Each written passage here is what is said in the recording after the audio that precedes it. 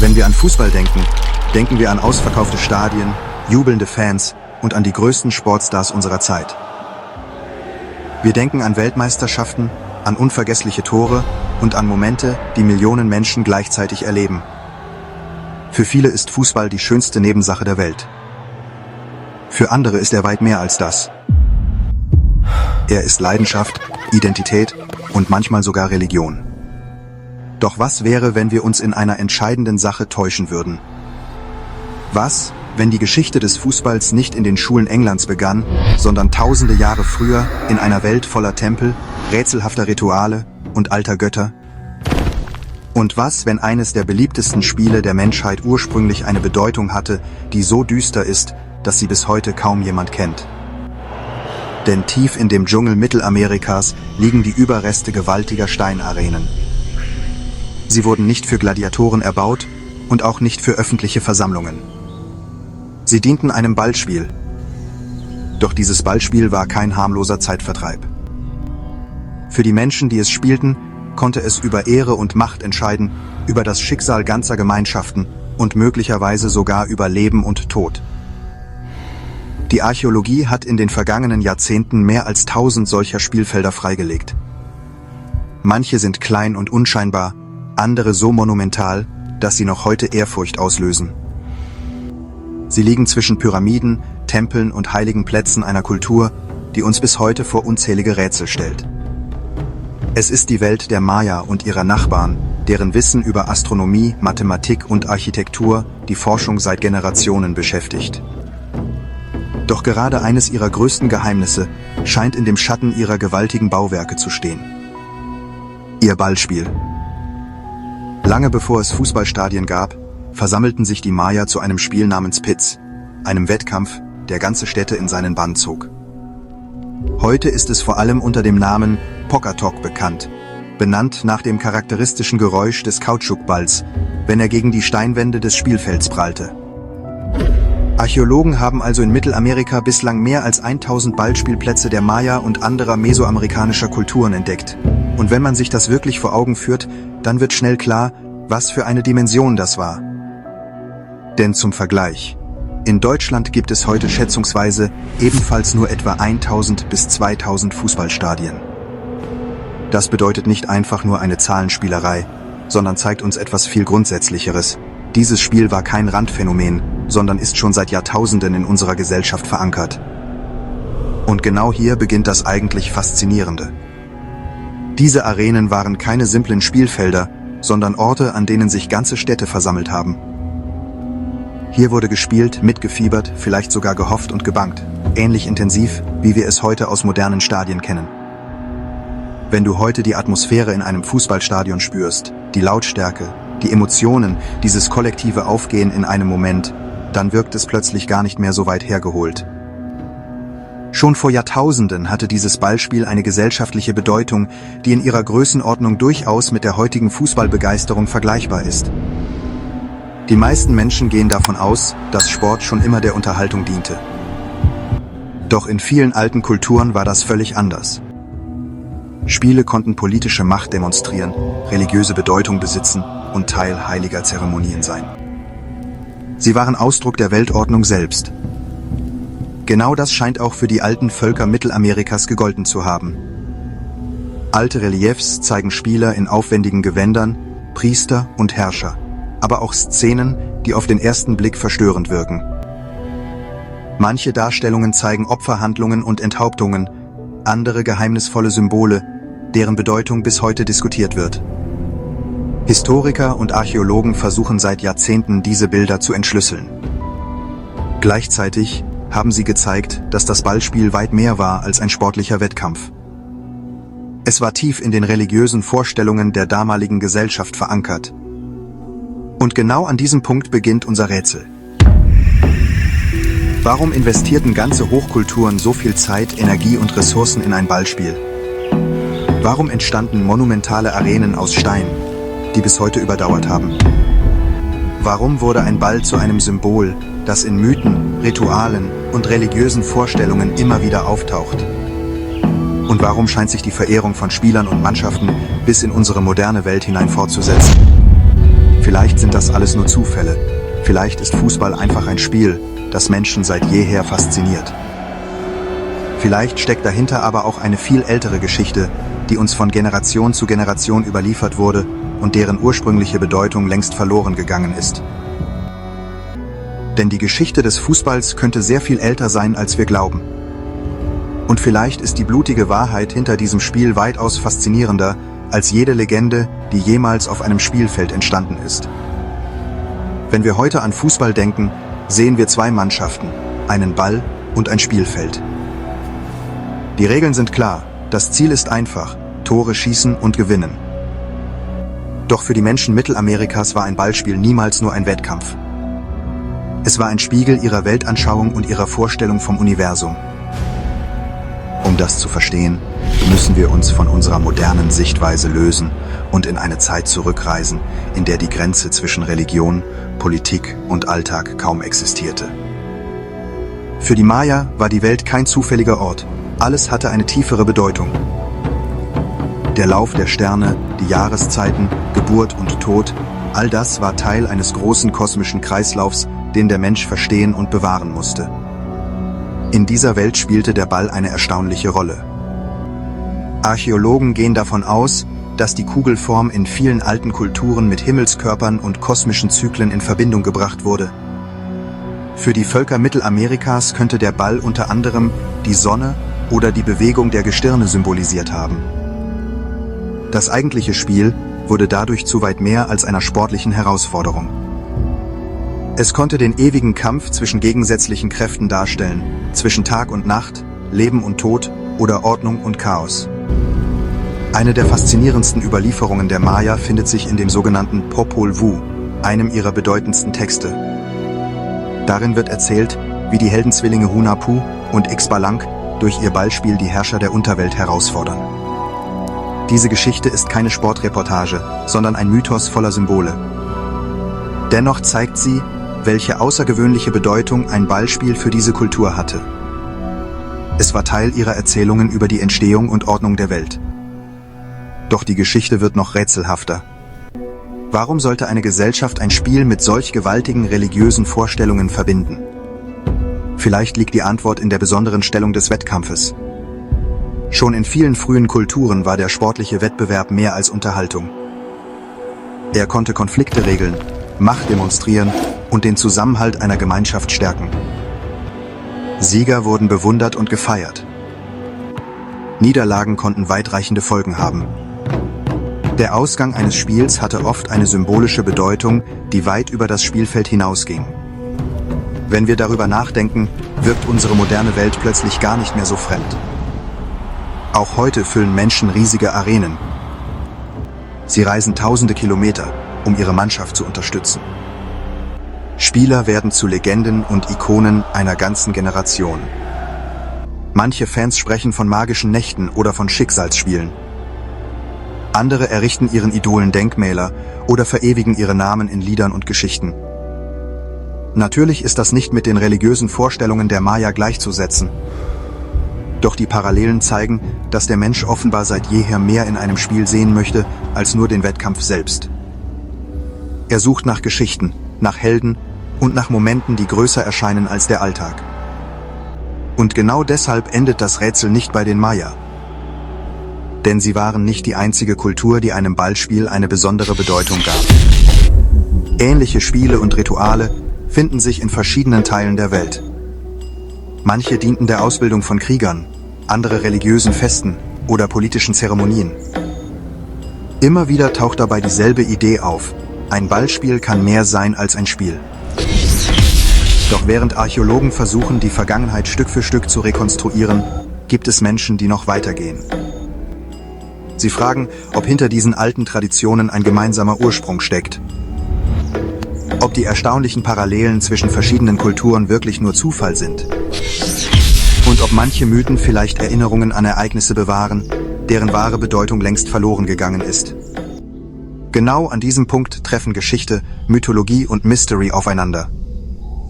Denn je tiefer wir in die Vergangenheit eintauchen, desto deutlicher wird, dass die Geschichte des Balls nicht nur von Sport handelt. Sie erzählt von Symbolen, von Glauben, von Macht und von Menschen, die in einem Spiel etwas erkannten, das weit größer war als sie selbst. Und während wir den alten Tempeln der Maya langsam den Rücken kehren, führt uns unsere Reise zu einer anderen Frage. Wenn Ballspiele einst heilig waren und ganze Gesellschaften prägten, wie konnten sie sich über Jahrtausende verändern? Und warum scheint ihre Faszination bis heute ungebrochen zu sein? Vielleicht beginnt die Antwort dort, wo aus einem Spiel plötzlich Politik wurde, aus Rivalität echter Hass entstand und aus einem Ball die Macht erwuchs, ganze Völker in Bewegung zu setzen. Denn die blutige Wahrheit über Fußball endet nicht in der Antike. Sie reicht bis in die moderne Geschichte und manchmal sogar bis auf echte Schlachtfelder.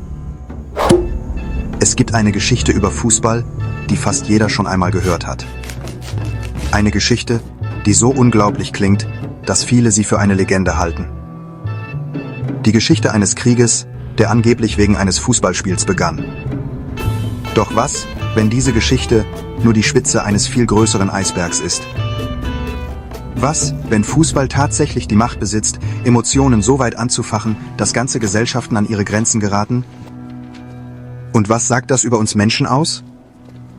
Wir schreiben das Jahr 1969. In Mittelamerika herrscht eine angespannte Stimmung. Zwei Nachbarstaaten stehen sich gegenüber, El Salvador und Honduras. Schon seit Jahren gibt es Konflikte. Es geht um Land, wirtschaftliche Probleme und soziale Spannungen. Tausende Menschen haben ihre Heimat verlassen, Grenzen sind umstritten und die politische Lage wird immer explosiver. Mitten in dieser aufgeheizten Situation treffen beide Länder in der Qualifikation für die Fußball-Weltmeisterschaft aufeinander. Plötzlich wird ein Sportereignis zu einer Angelegenheit des nationalen Stolzes. Die Medien berichten täglich. Die Fans fiebern mit. Die Atmosphäre wird immer hitziger. Schon vor dem Anpfiff kommt es zu Ausschreitungen. Nach den Spielen eskaliert die Lage weiter. Nur wenige Wochen später beginnt ein bewaffneter Konflikt zwischen beiden Staaten. Bis heute wird dieser Krieg oft als Fußballkrieg bezeichnet. Historiker weisen allerdings darauf hin, dass die eigentlichen Ursachen viel tiefer lagen. Politische Spannungen, wirtschaftliche Probleme und Streitigkeiten um Land hatten sich über Jahre aufgebaut.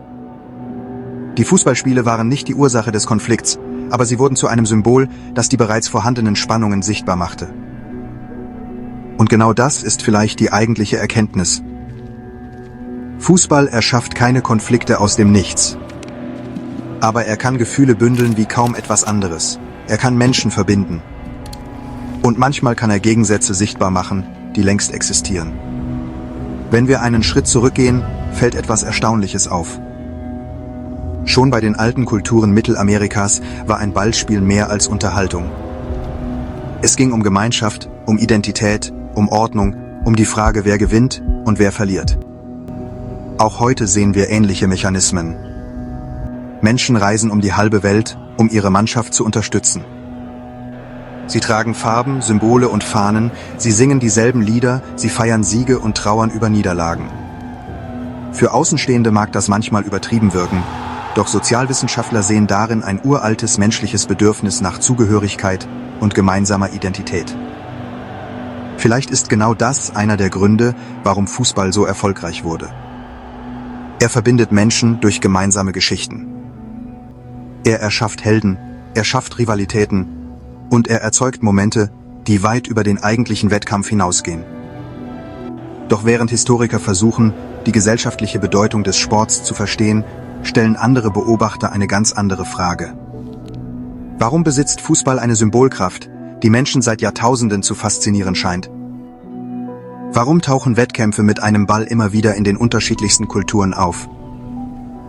Warum erinnern moderne Stadien manche Menschen an uralte Kultstätten, in denen Gemeinschaft, Rituale und große Inszenierungen eine zentrale Rolle spielten? Vielleicht liegt die Antwort nicht nur in einer einzigen Kultur. Vielleicht ist sie viel älter, denn je tiefer wir in die Geschichte eintauchen, desto häufiger begegnen wir einem erstaunlichen Symbol, dem Kreis, dem Ball, der Sonne, dem ewigen Kreislauf des Lebens. In vielen alten Traditionen steht der Kreis für Vollkommenheit, Wiederkehr und kosmische Ordnung. Er taucht in Kalendern auf, in Tempeln, in religiösen Symbolen und immer wieder auch in Spielen. War das alles nur Zufall oder hat der Mensch dem Ball seit Jahrtausenden eine tiefere Bedeutung zugeschrieben? Diese Fragen führen uns zu einem weiteren Rätsel. Denn die Maya waren nicht die einzige Hochkultur, die den Himmel aufmerksam beobachtete und ihre Rituale nach den Bewegungen der Gestirne ausrichtete. Auch andere alte Völker entwickelten erstaunliche Kalender, bauten monumentale Bauwerke und verbanden ihre Weltanschauung mit Symbolen, die bis heute Rätsel aufgeben. Und genau dort beginnt der nächste Teil unserer Reise. Denn um die blutige Wahrheit über Fußball wirklich zu verstehen, müssen wir uns eine noch größere Frage stellen. Warum scheint der Mensch seit Jahrtausenden immer wieder dieselben Muster zu erschaffen? Warum bauen wir Arenen? Warum erschaffen wir Helden? Warum folgen wir Ritualen? Und warum fühlt sich ein einfaches Spiel manchmal an, als würde es etwas berühren, das viel älter ist als jede bekannte Sportart? Vielleicht, weil die Geschichte des Fußballs nicht nur eine Geschichte über Tore und Siege ist. Vielleicht ist sie auch eine Geschichte über die Menschheit selbst. Wenn wir unsere Reise bis hierher betrachten, dann fällt eines sofort auf. Die Geschichte des Fußballs ist weit mehr als die Geschichte eines Sports. Sie ist eine Geschichte über Menschen, über Gemeinschaft, über Symbole und über Macht. Und über die erstaunliche Fähigkeit des Menschen, aus einem einfachen Spiel etwas zu erschaffen, das Generationen überdauert. Die alten Maya waren dabei keineswegs die einzige Kultur. Überall auf der Welt finden wir Hinweise darauf, dass Wettkämpfe mit Bällen oder kugelförmigen Objekten eine besondere Bedeutung besaßen. Im alten China gab es frühe Ballspiele. Im antiken Griechenland waren sportliche Wettkämpfe Teil religiöser Feste. Die Römer entwickelten eigene Ballspiele. Und viele Kulturen verbanden körperliche Wettkämpfe mit religiösen Zeremonien oder gesellschaftlichen Ereignissen. Natürlich waren diese Spiele unterschiedlich.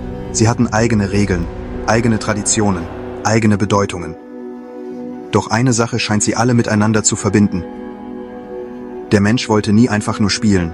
Er wollte Geschichten erzählen, er wollte Helden erschaffen, er wollte Siege feiern und Niederlagen verarbeiten. Vielleicht ist genau das der Grund, warum Fußball heute eine solche Macht besitzt. Denn kaum ein anderer Sport schafft es, Menschen so tief emotional zu berühren. Ein einziges Tor kann eine ganze Nation in Jubel versetzen.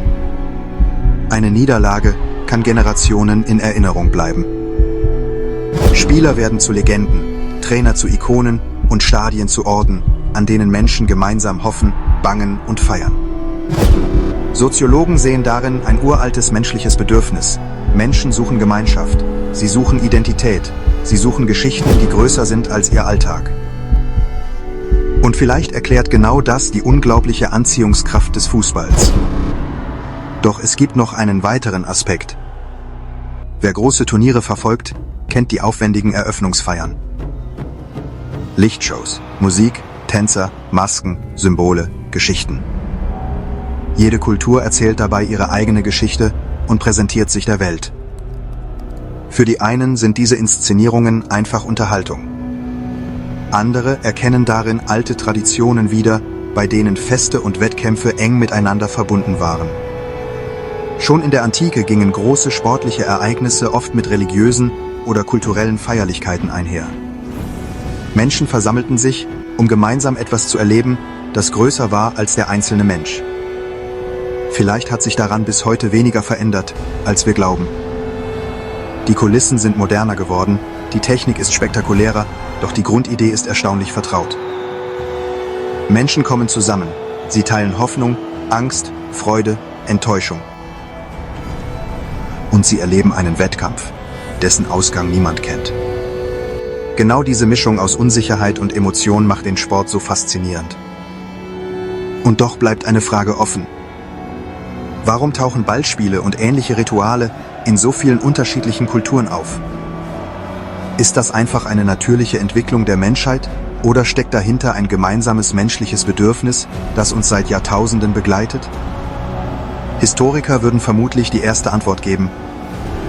Sie sehen Ballspiele als kulturelle Entwicklungen verschiedener Gesellschaften. Andere Autoren und Forscher beschäftigen sich dagegen mit alternativen Interpretationen und fragen, ob manche Parallelen zwischen alten Kulturen noch nicht vollständig verstanden sind. Diese Fragen sind bis heute Gegenstand von Diskussionen.